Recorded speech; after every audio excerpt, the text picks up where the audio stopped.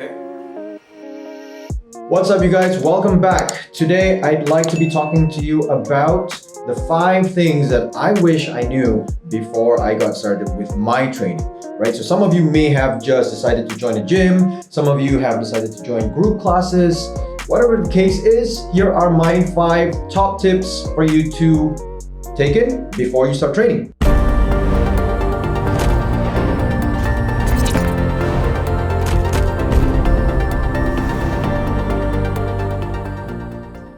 Tip number 1, train in a variety of rep ranges. So some of you guys might have read stuff about training within the 5x5 school of thought. Some of you guys want to get jacked and get shredded, so you decide to go into the hypertrophy route, right? Or bodybuilding, some of you might call that. Now, whatever the case is, I personally feel like there isn't a better way to do one thing, right? Keep your mind open as possible, and venture out. And if you want to do your 5x5s or your 5-3-1s and whatever the case is, you're going to get really good at those rep ranges, at those movement patterns. And typically, you're going to be looking at maybe bench pressing, overhead pressing, squats and deadlifts, right? They're very basic compound movements, which are great, but you're going to be missing out on all the accessory work and all of the other benefits that come with training within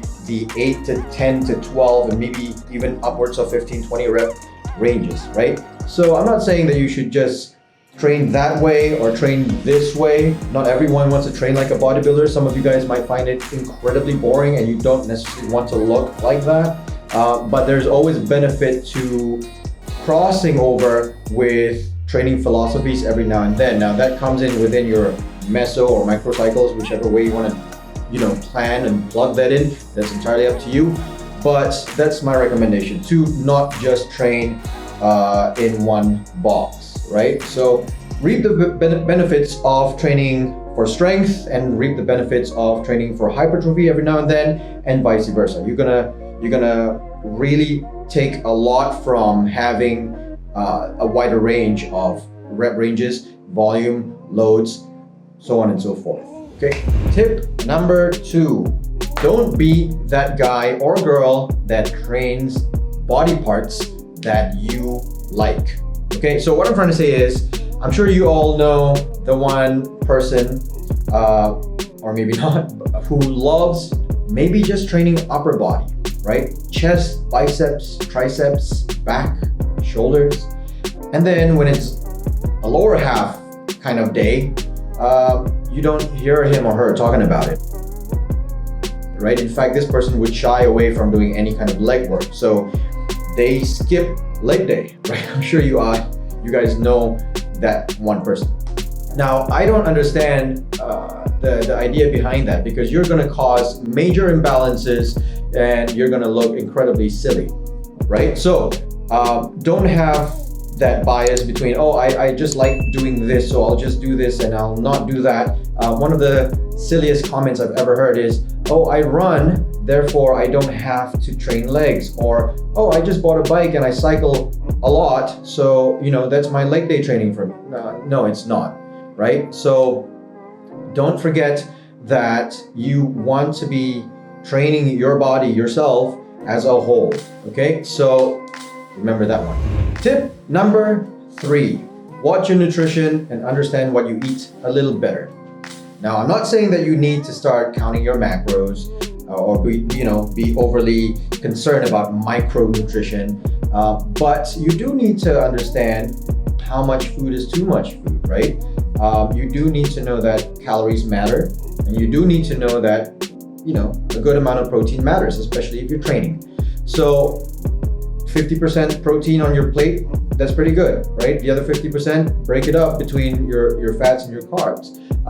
Now, some people have said, oh, how do I know what's too much? Typically, you can use palm sizing for that, right? Just understand that you need one or 2 palms of protein on your plate. You have about 1 palm of veggies or a good source of carbohydrates on your plate. You've got about a thumb size amount for your fats or oil, whatever it is that you like. And that's a very generic way of putting it, but you can basically use portion sizes. There's a lot of resources on the internet for this, so look it up. But most people are usually eating out and consuming way too much food, right? So you don't need to be a person who packs containers of chicken and broccoli and whatever, but you do need to understand that if you're trying to get yourself to a better place, and for a lot of you it's weight loss, right? Or you want to get slightly leaner and drop a few sizes down, you're gonna have to probably know where your maintenance levels of calories are and eat slightly under that, right? Do that for enough months and you'll see your weight come off. So one thing to note is you don't have to be a food Nazi, but you do need to know what's good and what's enough for you. Tip number 4, have goals. Now, fitness is a forever thing, right? It's not some 3-month get lean, eat clean, quick program. That's horseshit. So don't let anyone sell you that, right? Whatever habits that you may have formed during this phase of you trying to get leaner or healthier or fitter or stronger, you're gonna have to keep those habits post the 3-month window, right? It doesn't work the way a lot of people think it does. Like you do this for you eat well and you train well and you sleep well and you manage your stress well for about 3 months or whatever it is, and then you kind of revert to your old self. It doesn't work like that. So you guys got to know that if you do revert, you're going to find yourself sliding and it all goes south and you're going to have to start all over again. So whatever habits, the good habits that you formed while you're eating well and training well, there has to be some discipline maintained post that period, right? And you're gonna have to keep up with that lifestyle. You don't need to be as stringent or as strict. Maybe there's a bit more free play. You can have your nights out and your meals out, and you can have your occasional glass of wine and such, but generally speaking, you still need to be relatively or moderately good with understanding how you lived, right? In that 3-month block where you got fitter, you got leaner, and you just need to find ways to sort of semi-maintain that lifestyle. So that's tip number 4. And tip number 5, recovery is key, right? So you may be new to fitness, or you may be a guy or girl who's been doing this for a while, right? Recovery is key. For some of you who are a bit more serious with your lifting and your training, deloading is really important. But I'm not going to get into that subject. We're talking about people who are new to this. So for somebody new, we're not really talking about deloading, not yet, but definitely recovery. So when I say recovery, I mean about rolling, foam rolling, stretching, right? Go join a yoga class or two, use a Theragun, right? Anything that allows you to recover from all that battering or the tearing down of your muscle tissues when you were training, right? And some of you train pretty hard and pretty frequently, even as a new person. So if you're attending 5 classes a week and you also lift, heavier loads as a beginner, you're going to be sore, you're going to be tired, you might have delayed onset muscle soreness more than you'd like. You might find yourself getting stiffer and tighter. And for a lot of us, there's going to be a fair amount of imbalances or, a bit more tightness every, here and there. Hip flexors get tight, chest, the lats get tighter from certain patterns that you may have now started to perform, right? So think about that. Recovery is key. Now, some people will come into the gym and 10-15 minutes before the class starts, they roll, they stretch. That's a good start. That's a good place to start. And for others, you take recovery as a weekend thing. So on the weekends, you do a yoga class or a session, something like that, right? So these are all good habits. You want to make this or integrate this into your fitness, right? So don't think that recovery is a waste of time or is boring. It is very necessary for the long term. And if you're thinking about doing this sustainably, you gotta have recovery in there. Okay guys, so those are my 5 top tips that I wished I knew when I was starting out, right? But I've got one more for you. Okay, I'm gonna throw this curveball in.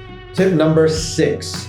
For all of you guys out there who are, above the age of 35, 40, maybe you're in your mid 40s and 50s and this is all just new to you, I would actually get blood work done, right? So that's my tip. Number 6, go get your blood work done.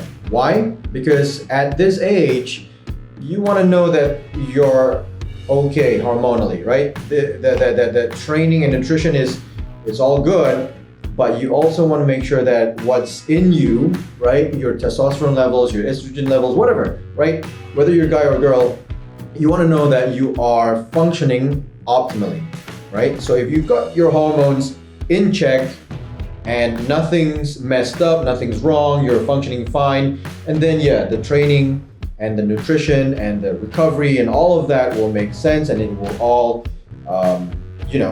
get you to where you might want to get in a number of months. However, if you're approaching all the 5 tips that I've mentioned and you unconsciously you don't know, but you have things that are out of whack in you, this journey may not be as smooth as anticipated. Okay, so that is my tip number 6 for all you guys out there who you've got some years on you, like myself.